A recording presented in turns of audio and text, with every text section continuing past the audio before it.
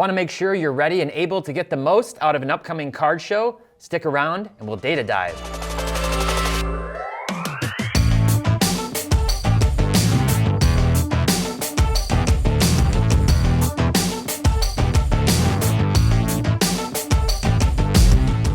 Hey everyone, welcome back to another episode of Data Dive, powered by Market Movers. My name is Tyler Nethercott, better known as Teapot, and this week I'm talking about card shows.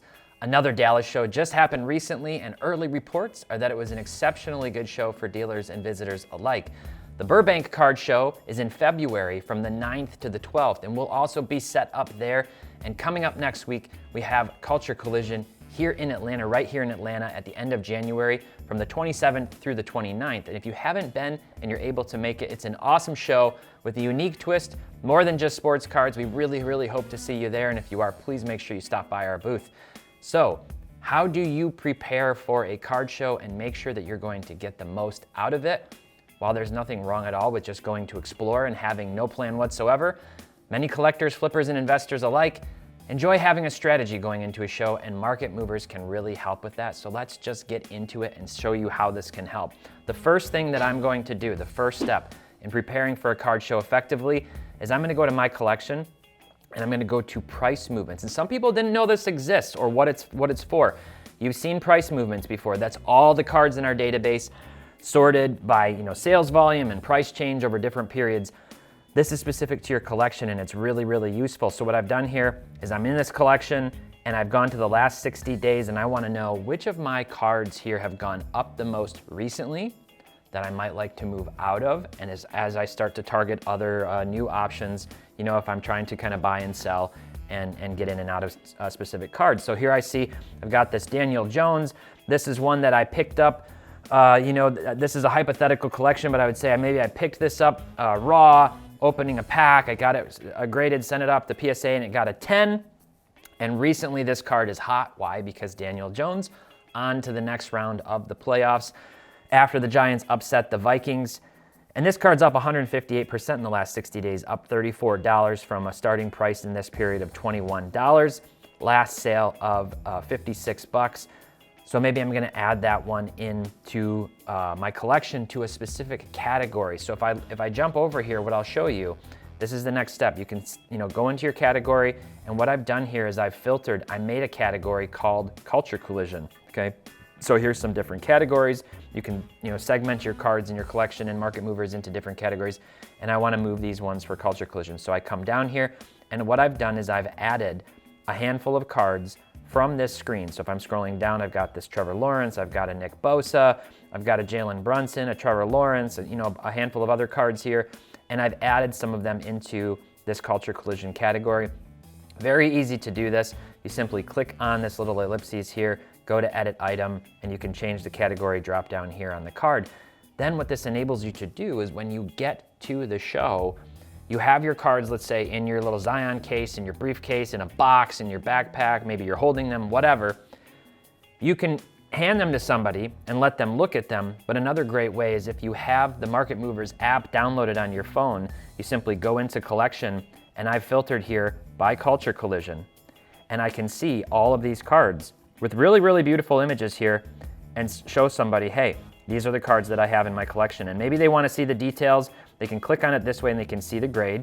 This is going to show them the Market Movers data with the last comp data right in the palm of your hand. So there's no dickering over comps and saying, well, this is what I saw and this is what I saw. No, you're showing them your cards and then you're showing them exactly what they sold for most recently. And you've got all that sales history. And if you want to see a little bit more detailed view, you can show them in this view here. And maybe you want to just sort of let them scroll. Maybe you want to show them those cards, but this is a great way to quickly show. I did this actually at the National last year. I had the cards in my collection and I was able to just walk around basically and show people, hey, here's what I've got in my case. Scroll through these. Let me know if there's anything that you like. They can also come in here and search. So within this category, if they wanted to just say Trevor, then they can scroll down and they go, okay, I see you've got 2 Trevor Lawrence cards. So no matter how many cards you add to the category, that search functionality can be really useful. So this is the first step. Figure out which cards you're ready and willing to move out of. Use price movement, see which ones, you can obviously sort within your collection to see which ones you're up the most on, down the most on. Just make those decisions and then put them into your case, and you're ready to go in terms of what you would look to sell or maybe move in a trade, right? The other half, what do I want to buy at the card show? And for that, we would go to price movements. This is where I always like to start when I'm starting to target, different cards here. So this is a dashboard. I'm gonna jump over to price movements real quick here. And here in price movements, I'm sorting by player, and what I did was I put in baseball as a filter. I put in some recent years, whatever you're interested in. Put in those years as filters in terms of targets.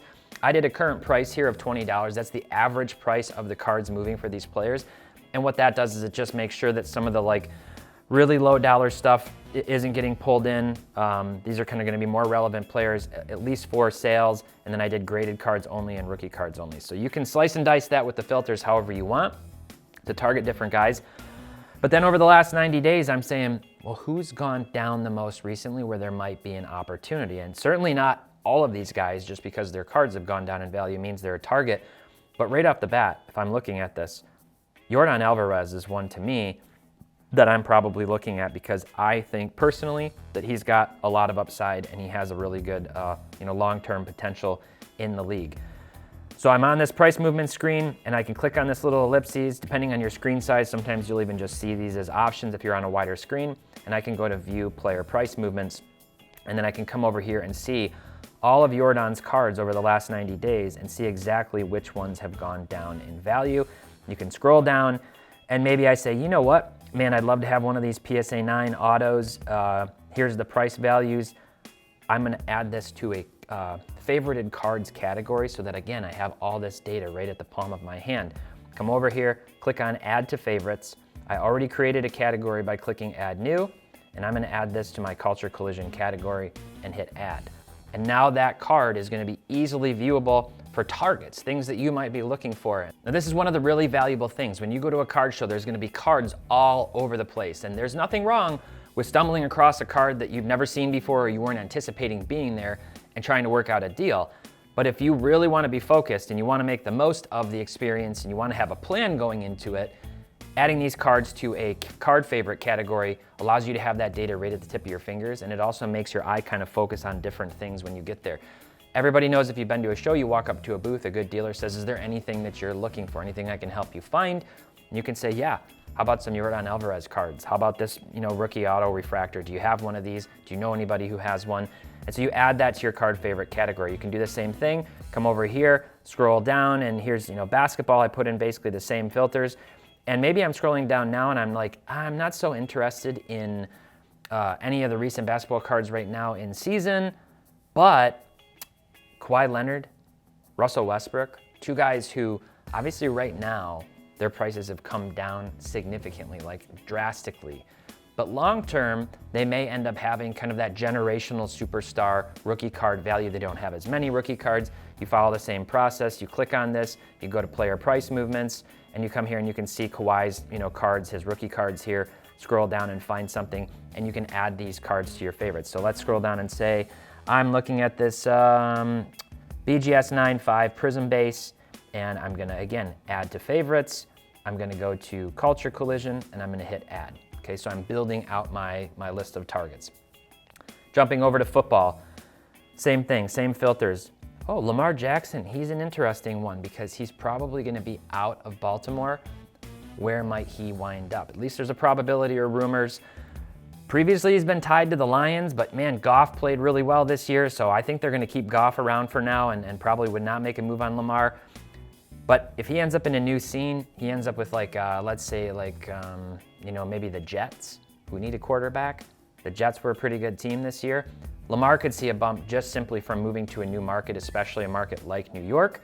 So you come in here, you go to price movements, you come down here and you've got all of Lamar's cards here. You're scrolling down. Ooh, I love the Concourse Silvers from 2018. Although this one is actually up in price, so you keep scrolling down, and you can go through all these and add any of these to your favorites, right? This is not uncommon, by the way, to see this in the last 90 days, to see cards that are up significantly and down. The nice thing about that player price movements is that it'll show you the ones that are down the most when others might be lagging behind, or maybe they've started to accelerate, and you can go in and find good arbitrage opportunities like that. So then I'm coming back over here. Last thing I might do is come into intelligence reports. And I've used this tool in the past. These are the ratios. And you can use grade ratios, you can use player comparison ratios, you can do variation ratios of like silver to base. What I've done here in the filters, I've gone and done PSA 10 to BGS 9.5, 2018, looking for Luka and Shea cards, okay? Now, this is a testament to the fact that there's just not a lot of BGS 9.5 selling relative to PSA cards, especially recently. This is in the last 14 days, and we have, I'm telling you, a ton of Luka Doncic rookie cards and a ton of Shea rookie cards in here. I did put in a minimum price filter of $100, but if I scroll down, you'll see there's only, a handful, what is this, like 20 cards that have sold in a BGS 9.5 that are showing up in the last 14 days with the PSA 10 selling, but this is showing me outliers. So here I can see that Luka's Optic Holo PSA 10 sold for $1,800 on the 13th of January, whereas the BGS 9.5 sold for almost a third of that at $610. That's an arbitrage opportunity. And if you've got somebody at a show and you're negotiating over a BGS 9.5, they probably aren't gonna wanna let it go for $610, but you might be able to get them for even $900. And then you evaluate it depending on subgrades, crack and cross candidate. So you're just gonna come in here, click on the little star, again, add it to favorites, Culture Collision, add, and now you've got Luka's Optic Holo. I did the same thing just as an example, again, for PSA 10 to PSA 9. So PSA 10, a lot more data, a lot more sales here to look at. And again, you can scroll down and say, wow, there are a lot of opportunities for different cards where this multiplier just seems out of control. It's typically 3x, 10 to 9, which frankly, I personally feel in most cases with commodity modern cards is still too high.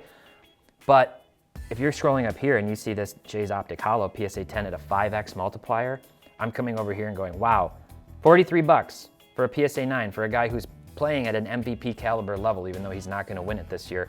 I'm gonna add this one to my favorites as well. So now what I'm gonna do is I'm gonna go back to my mobile app, right? Because this is what I'm gonna have when I'm at the show with these targets.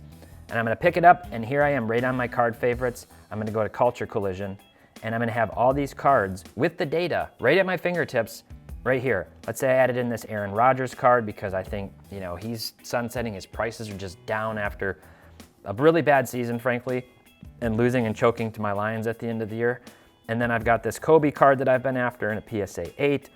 I've got Shea's Prism Silver in a PSA 9. We've got the Jordan, the Kawhi, the Optic Holo Luka in the BGS 9.5, and the PSA 9 Shea Optic Holo. This is really, really, really valuable, everybody. Having all of this, just keep your phone in your pocket, pull it out. You see one of the cards you're looking for, and you simply pull it up. Okay, what was that price again? Okay, I've got some wiggle room, I can negotiate. If the dealer is, receptive to comps, some of them aren't, some of them are, you can say, hey, look, I was targeting this one. Here's the recent sales again. Clicking on this is gonna show you sale for 145 bucks. Two of them, averaging, and the prices has really come down. Maybe they're gonna say, well, I'm not gonna sell it for 145, but I would do 175 on the card for you and you work out a deal. This is the way to do it. And then in that case, if you buy one and you're at the show, all you do is hit this little plus button, add it to your collection, fill in the details, and you are good to go. Set a price alert if you want to, and be reminded if the card ends up going up in value so you know when to move it. This is a really, really valuable process. It's totally comprehensive, it's holistic, all within the app, perfectly synchronized now between the web experience and the brand new version of the mobile app. I find this to be really useful, and I'd love to know what you think of this down below. So, how do you like to prepare for a card show? What are the other steps that I might have missed in terms of how you like to prepare? Let me know down in the comments. And if you want to get into this data and you want to use these tools so that you can prepare using Market Movers, visit marketmoversapp.com and use promo code DIVE to get the first 7 days free. It really, really helps us out. Thanks so much for watching. Until next time, happy investing, keep on collecting, and make sure to have fun.